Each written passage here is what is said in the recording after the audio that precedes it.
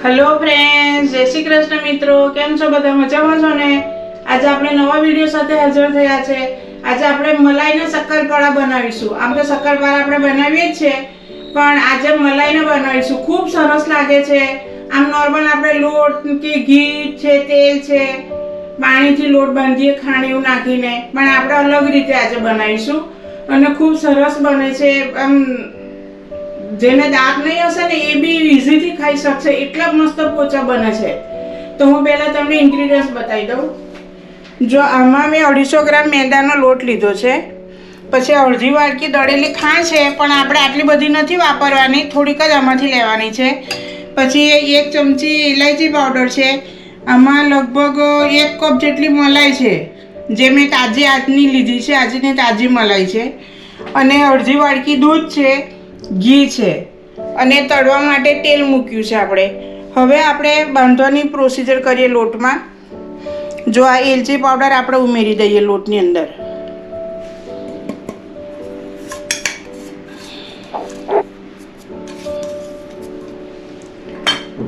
હવે એમાં આપણે 1 ચમચી ઘી મૂકીએ છીએ। થીજેલું ઘી છે, થીજેલું ઘી લેવાનું છે આપણે। હવે એમાં આપણે ખાંડ ઉમેરીએ। જો એક આ મોટો ચમચો ખાંડ ઉમેરીએ છીએ, પછી પાછો બીજો અડધો ચમચો લઈએ છીએ ખાંડ। તમે ગળ્યું જે પ્રમાણે ખાતા હોય એ પ્રમાણે ઉમેરી શકો છો, પણ આમાં આપણે વધારે ખાંડ ઉમેરવા જઈશું ને તો પણ એ ફાટી જશે ને વણતા નહીં ફાવે આપણને। અને હવે આપણે આમાંથી મલાઈ ઉમેરવાની છે। જુઓ, એટલે આપણે 1 જ ચમચી ઘી મૂક્યું છે, કેમ કે આપણી આ મલાઈ તાજી છે અને વધારે મલાઈ છે, તો આપણે એ પ્રમાણે જ ઉમેરવાનું છે ઘી પણ। જો હવે આપણે આ બધું મિક્સ કરી લઈએ।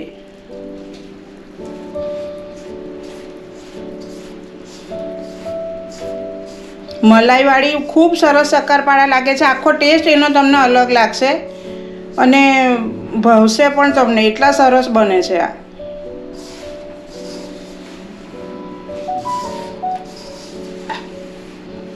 થોડી આપણે ખાંડ ઉમેરી લઈએ। 1 ચમચી જેટલી ખાંડ આપણે ઉમેરીએ છીએ।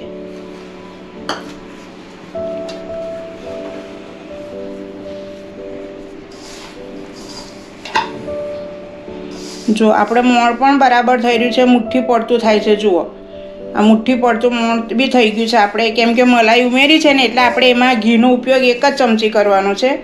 અને હવે આ ખાંડને મલાઈ, ઘી, લોટ બધું આપણે મિક્સ કરી લઈએ।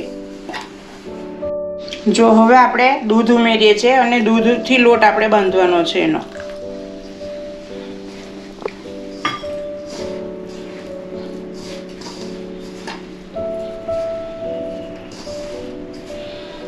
આપણે મીડિયમ જે પરોઠાનો બાંધીએ છીએ ને એ પ્રમાણે જ બાંધવાનો છે, નથી કઠણ બાંધવાનો કે નથી આપણે થોડો એને ઢીલો રાખવાનો। જે આપણે પરોઠા ભાખરીનો બાંધીએ છીએ ને એ રીતે જ આપણે એને બાંધવાનો છે, કેમ કે ખાંડ છે ને એના હિસાબે આપણે એનાથી બહુ કઠણ લોટ ના બંધાય, અને જો કદાચ કઠણ બાંધી દઈએ તો પછી આપણને વણતા નહીં ફાવે અને બધી કિનારી એની ફાટી જશે। એટલે મીડિયમ જ બાંધવાનો છે આપણે, તો ખૂબ સરસ વણાશે।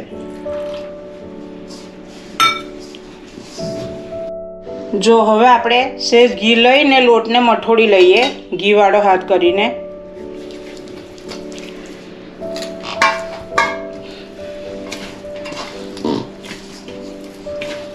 અને આને આપણે અત્યારે 10 થી 15 મિનિટ એને આપણે રેસ્ટ આપવાનો છે।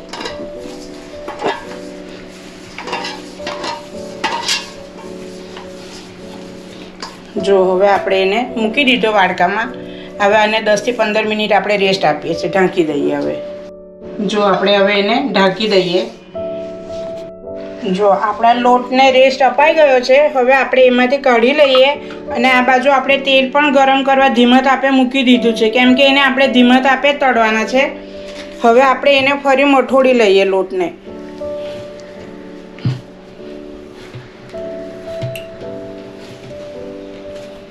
આપણે જેટલો મઠોડીશું ને એટલા સરસ પોચા અને ફાઇન થશે। હવે આપણે એને વણવાની શરૂઆત કરી લઈએ। એના આપણે ભાગ પાડી લઈએ। પહેલાં એક સરખા એના ભાગ પાડી લઈએ।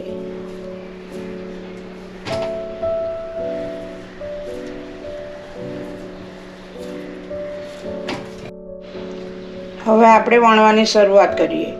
આપણે એને વણીને એની થિકનેસ પણ આપણે ભાખરી કરતાં થોડા પતલા રાખવાના છે. એકદમ જાડા પણ નથી કરવાના અને એકદમ પતલા પણ નથી કરવાના. એકદમ જાડા કરીશું તો પછી અંદરથી થોડા કાચા લાગશે. એટલે આપણે ભાખરીથી થોડા પતલા રાખવાના છે અને રોટલીથી જાડા રાખવાના છે. જો લોટ આપણો સરસ બંધાયો છે એટલે બિલકુલ ફાટતા નથી અને સરસ વણાય છે. જુઓ,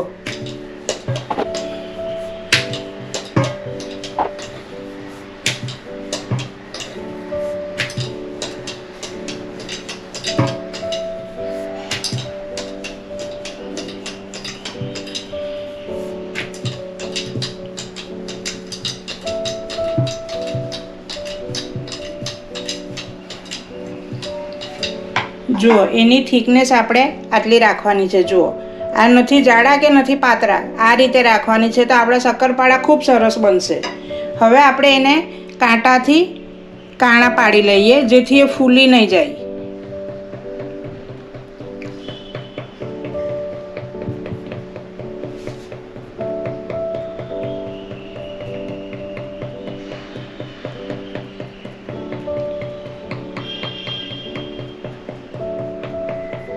જો આપણે કાણા પાડી લીધા છે. હવે આ એનું બીબું છે, એ બીબાથી આપણે એક સરખા ગોળાકારમાં કટ કરી લઈએ. આપણે આમ જ પણ શક્કરપારા ચપ્પુથી કાપીને શક્કરપારાનો શેપ આપી શકીએ અને આનાથી પણ કરી શકીએ. આ પણ ખૂબ સરસ લાગે છે, દેખાવમાં પણ સરસ લાગે છે અને તળાઈ પણ જલ્દી જાય છે અને સરસ બને છે. જુઓ, એક સરખા આપણે આવી રીતે કટ કરી લઈએ. આપણે બીબાથી કટ કરી લીધું છે. હવે આપણા વધારાનો લોટ છે તે કાઢી લઈએ અને જુઓ કેટલા સરસ લાગે છે. જુઓ, આટલી એની થિકનેસ રાખવાની. જુઓ, મસ્ત બને છે શક્કરપારા. હવે આપણે એને થાળીમાં કાઢી લઈએ. આપણું તેલ ગરમ થાય ત્યાં સુધી આપણે બીજું વણી લઈએ. તેલ ગરમ થાય આપણું ત્યાં સુધી આપણે એને બીજું વણી લઈએ.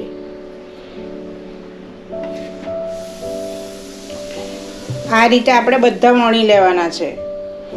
નથી વાર લાગતી. આપણે 10-15 મિનિટમાં તો શક્કરપારા બનીને રેડી થઈ જાય છે.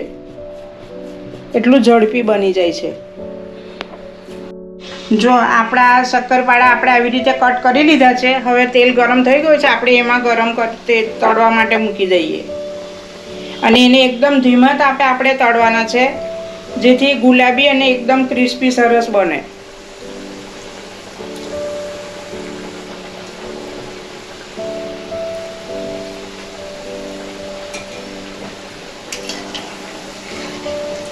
જો ધીમા તાપે ગુલાબી સરસ થવા દેવાના છે આપણે એને.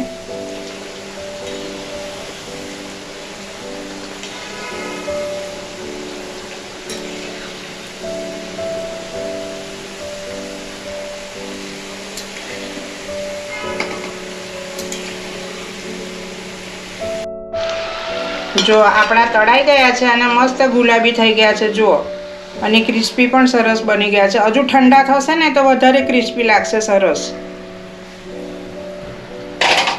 જો અવાજ પણ આવે છે ને. હજુ ઠંડા થશે ને તો વધારે સરસ ક્રિસ્પી થઈ જશે.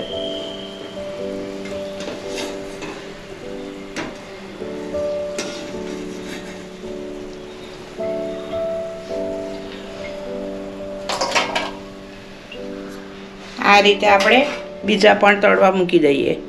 આ રીતે આપણે બધા તળી લેવાના છે.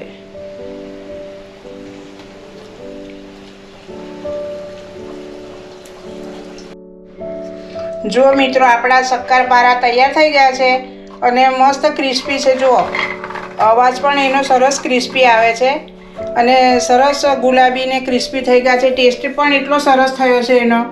તો તમે પણ ઘરે એ રીતે જરૂરથી બનાવજો. આમ નાસ્તામાં તો આપણે આમે ઘરમાં નાસ્તો બનાવતા જ હોઈએ છીએ, તો એકાદ વખત આવું પણ ટ્રાય કરજો. આ રીતે પણ બનાવજો, બહુ સરસ બને છે અને બનાવવામાં પણ એકદમ ઇઝી છે. તો તમે આ રીતે જરૂરથી બનાવજો. લાઈક પણ કરજો, કમેન્ટ બોક્સમાં લખી જણાવજો અને સબસ્ક્રાઈબ પણ કરજો મિત્રો. હવે આપણે નવા વિડીયોમાં મળીશું. બાય, જય શ્રી કૃષ્ણ.